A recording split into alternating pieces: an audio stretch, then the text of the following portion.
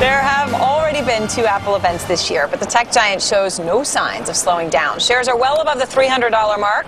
Stock's up 62% in a year as Apple holds another event in about 2.5 hours. It's in California. It's called Back to the Mac. And although there are rumors about what Apple has in store for consumers, there always are. People live and exist simply to gossip about Apple's plans. It's all speculation until this afternoon. Jonathan Rettinger is editor-in-chief of TechnoBuffalo.com. He has some insight into what Apple might be announcing. You're one of those folks who spend a whole lot of time thinking about what they might say. What do you think?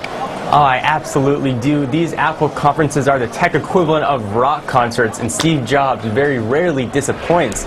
So the Back to Mac implies that finally the company is going to be shifting their focus away from their iOS-centric devices, so meaning the iPod Touches, the iPads, and the iPhone lines. I think what we're going to see, and sort of what reports are coming out, are 3 definites and 1 probable.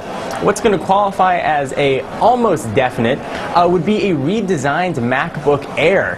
When the MacBook Air first launched, it was thin, it was an engineering marvel, but it was too overpriced for a mainstream consumer, and it was too underpowered for everyday use. So it was sort of sitting there in a tech limbo. This new designed MacBook Air is supposedly going to come in 2 sizes. We're going to have an 11.6 and a 13.3. 11.6 is supposed to have an entry price point of just over $999, so putting it just about $300 more than the highest spec iPad, and also similarly spec'd netbook. So you're really going to be getting a mass market consumer laptop.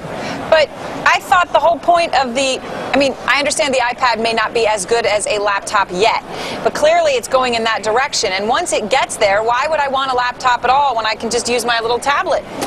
See, that's a great question. A lot of people that are reliant on desktop applications.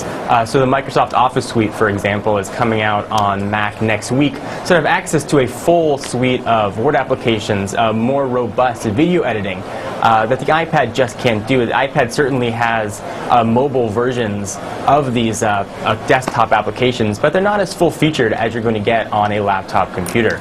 Jonathan, if I want to really make money in Apple, what I really want them to do is to not just sell quite high margin products to media types on the East Coast. I need them to sell around the world, and I need them to sell in emerging markets, and I need them to sell at lower price points, and I need them to have a distribution system to do that. Do you see that coming? You know, this $999 MacBook Air certainly, and as you're mentioning, with every Apple product, has been what's been called an Apple tax, where there's a premium associated with these pieces of hardware. This $999 price point, I think, is Apple's really first foray into a mass market product, which almost falls in the line of an impulse purchase for a lot of laptop buyers. So this may be the product that's going to be scalable, perhaps for emerging markets. They're supposedly going to be utilizing a new memory system called an SSD card, which is going to look similar to a stick of RAM that can possibly be scaled down and made less expensive for emerging markets. Interesting. All right, well, John, thank you very much. 2.5 hours, and all the Apple bugs will be very excited. Yes. See what they get. It'll be huge on Power Lunch, I suspect. Yes.